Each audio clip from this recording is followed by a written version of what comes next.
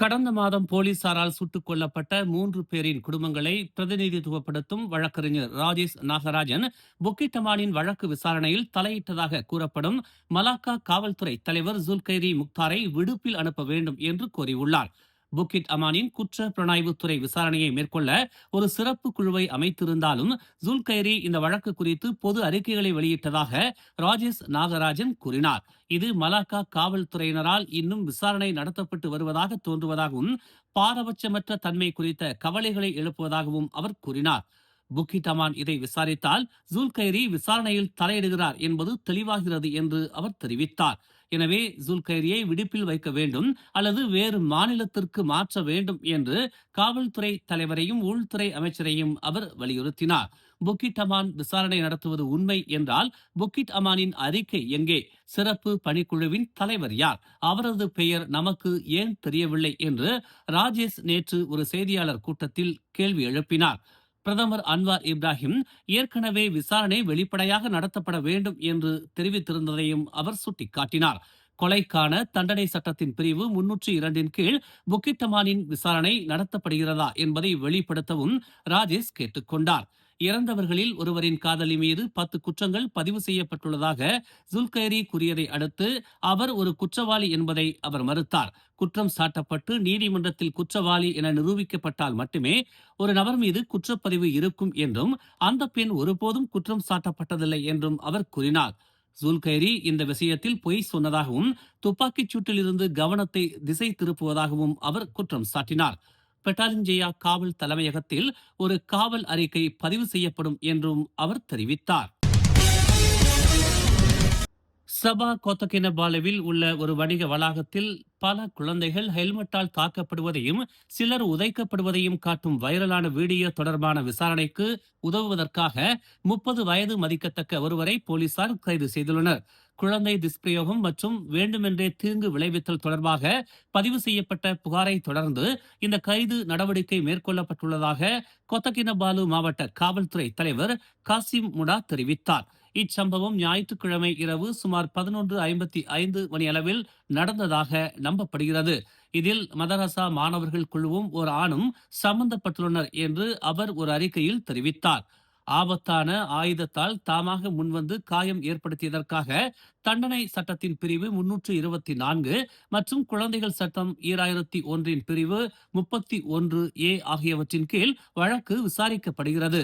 இது ஒரு குழந்தையின் பராமரிப்பிற்கு பொறுப்பான எவரும் அந்த குழந்தையை உடல் ரீதியாகவோ அல்லது உணர்ச்சி ரீதியாகவோ காயப்படுத்தும் வகையில் அவரை கைவிடுவது, புறக்கணிப்பது அல்லது ஆபத்தில் ஆழ்த்துவது குற்றமாகும் என்று வகைப்படுத்தப்படுகிறது.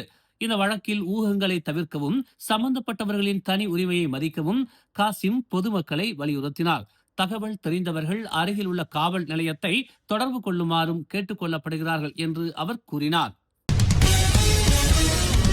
பினாங்கு ஜெலுத்தோங் ஜலான் லிங்காங்கில் உள்ள ஒரு உணவகத்தின் முன் நடந்த சண்டையில் 6 பேரை போலீசார் கைது செய்தனர். நேற்று மாலை 7:45 மணியளவில் இச்சம்பவம் குறித்து பொதுமக்களில் ஒருவர் தகவல் அளித்ததாக தீமோர் லாவுட் காவல்துறை தலைவர் அப்துல் ரோசாக் முகமது தெரிவித்தார். விசாரணைகளை தொடர்ந்து 25 முதல் 28 வயதுக்கு உட்பட்ட 6 பேரை போலீசார் கைது செய்தனர். இரு தரப்பினருக்கும் இடையிலான கார் விற்பனை பரிவர்த்தனை தொடர்பான தகராறில் இருந்து இச்சம்பவம் ஏற்பட்டதாக நம்பப்படுகிறது. சந்தேக நபர்களில் 4 பேர் வியாழக்கிழமை வரை காவலில் வைக்கப்பட்டுள்ளனர்.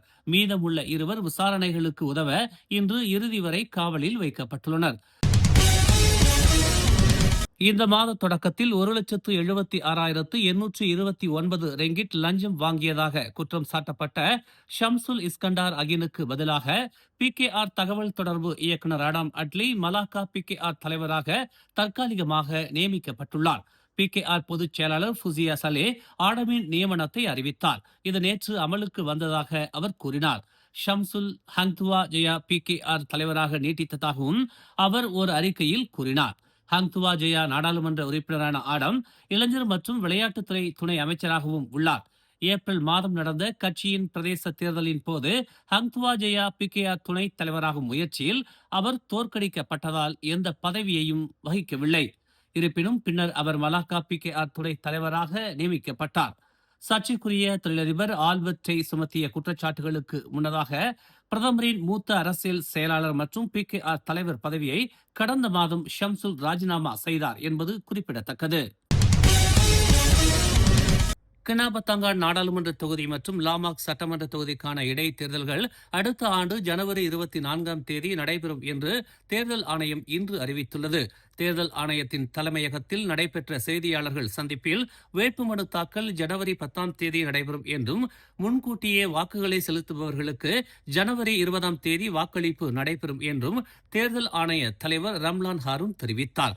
சபா அம்னோ தலைவர் முக்தார் ராடின் டிசம்பர் 5 இறந்ததை தொடர்ந்து லாமாக் சட்டமன்ற உறுப்பினராக இரண்டாவது முறையாக தேர்ந்தெடுக்கப்பட்ட ஒரு வாரத்திற்குள் இடைத்தேர்தல்கள் நடைபெறுகின்றன.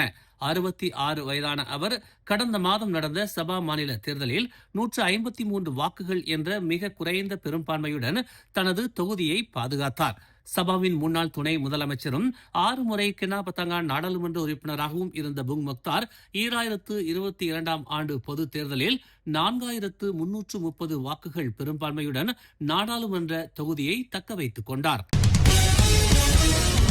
தெலங்கானாவின் புகழ்பெற்ற டிரா பிரிட்ஜை ஜனவரி 1 முதல் கனரக வாகனங்கள் பயன்படுத்துவதற்கு தடை விதிக்கப்படும் என்று தெரிவிக்கப்பட்டுள்ளது. மேலும் 3.5 மீட்டருக்கும் குறைவான உயரமுள்ள வாகனங்கள் மட்டுமே இந்த கட்டமைப்பில் அனுமதிக்கப்படும் என்றும் அறிவிக்கப்பட்டுள்ளது. லாரிகள், ட்ரெய்லர்கள் மற்றும் சுற்றுலா பேருந்துகள் போன்ற 5 டன் அல்லது அதற்கும் மேற்பட்ட எடையுள்ள கனரக வாகனங்களை தடுக்க உயர கட்டுப்பாட்டு தடை நிறுவப்படும் என்று TI ப்ராப்பர்ட்டிஸ் சென்றியான் பிர்காட் தலைமை நிர்வாக அதிகாரி அபாசி முகமது தெரிவித்துள்ளார். மற்ற சாலை பயணர்களின் பாதுகாப்பை உறுதி செய்வதற்காக இது மேற்கொள்ளப்பட்டது என்று அவர் சுட்டிக்காட்டினார். அதிக சுமை கொண்ட வாகனங்கள் காரணமாக கட்டமைப்பு சேதத்தின் அபாயத்தை குறைப்பதற்கும் இந்த நடவடிக்கை முக்கியமானது என்று அவர் தெரிவித்தார். பாலத்தை நோக்கி செல்லும் பிரதான சாலைகளில் உயரம் மற்றும் எடை வரம்பு குறித்த போதுமான அடையாள பலகைகளை நிறுவனம் வைக்கும் என்று அவர் தெரிவித்தார்.